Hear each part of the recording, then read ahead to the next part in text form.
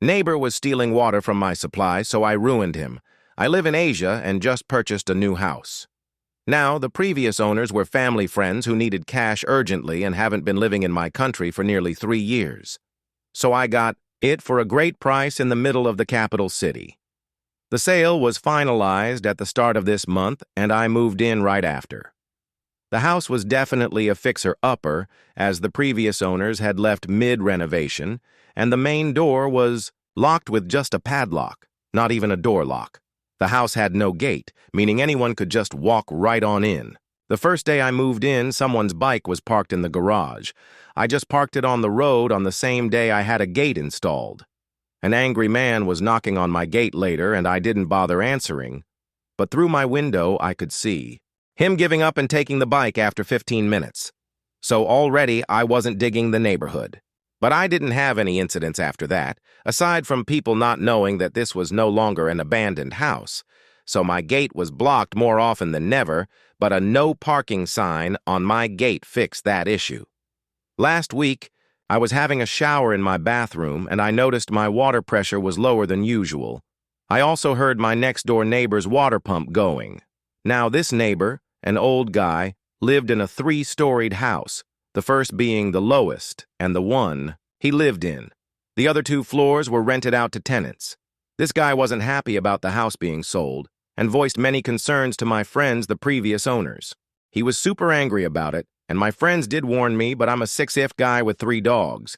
No way he was doing anything, and yep, he didn't. So with this living situation, a water pump is needed to pump water to the tanks on the roof, since the public supply's pressure is not enough to get it up 3 stories.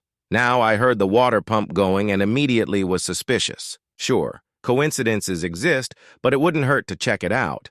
I waited till his pump turned off, and then turned on different taps in the house. Sure enough, the pressure was back to normal. This made me even more suspicious. But if he was stealing water, it also made sense. The water bills had been going up over the years this house wasn't lived in, but the house also had some water leaks, so it was chalked up to that, even if the bills were too high to be caused just by leaks. Now it's starting to make sense.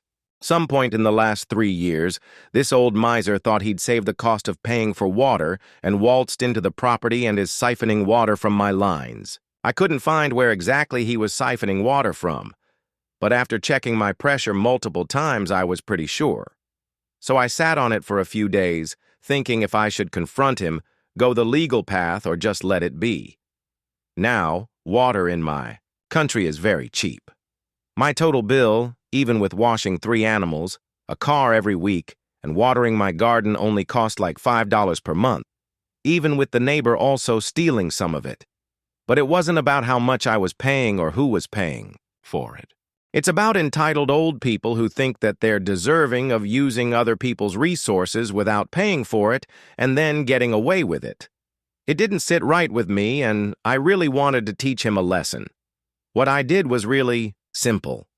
I just turned off my water from the mains. I wouldn't have to break into his property, nor would I be breaking any laws. It was the best way of getting back at him without needing to even lift a muscle. So on Monday, just 4 days ago, I waited till the pump flicked on and turned off the supply. Now, the way household tanks work in my country is that there's a valve in the tank which detects the level of water and turns on the pump. If the level doesn't increase, the valve stays open, which electronically sends a signal to the pump to stay on until the level gets to a point at which the valve closes, and also shuts off the pump. However, the level wasn't increasing, and anyone knows that starving a pump of water isn't a good idea. This way, my expectation was that I'd burn out his pump and cause issues with his tenants.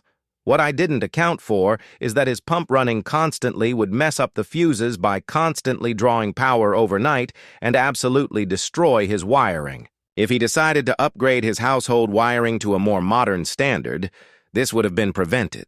This house clearly still had 90s-era wiring. At around 3 a.m., I heard all residents in the house waking up and talking in hushed voices about why just their house in the neighborhood doesn't have power or water. I found out about the power part because the tenants devolved into shouting at their landlord. Our tenant protection laws are very important, and power and water are classed as essential even on a state level. Cutting those services are grounds for lawsuits unless due to weather or some other unavoidable reason. In this case, the landlord is responsible for keeping the house wiring up to date and in good condition, alongside the supply of water. So, the tenants were not happy, and one of them immediately moved out 2 days later when it was informed that water and power will not be returning the very same day this happened. Both tenants in the 2 floors lodged a complaint with the police, and if a person is in clear breach of laws, the police have the authority to fine or penalize the person without a court judgment. It can be challenged in court if the person thinks that they were unfairly penalized, but they still have to pay the fines and will only be refunded if and when the court finds the fines unlawful. So now, the landlord lost both tenants and has to pay a fine of $500, which is a lot of money in our country. He also has to refund the security deposits of both tenants and cannot rent out until both issues are fixed, which will cost him more money. As of right now, he's moving out on Sunday to his daughter's place since he cannot afford to live alone. The tenants were his only source of income, and he's a retired mechanic, so he has no other income. He did find out why the motor kept drawing power, overloaded the wiring, and burned out.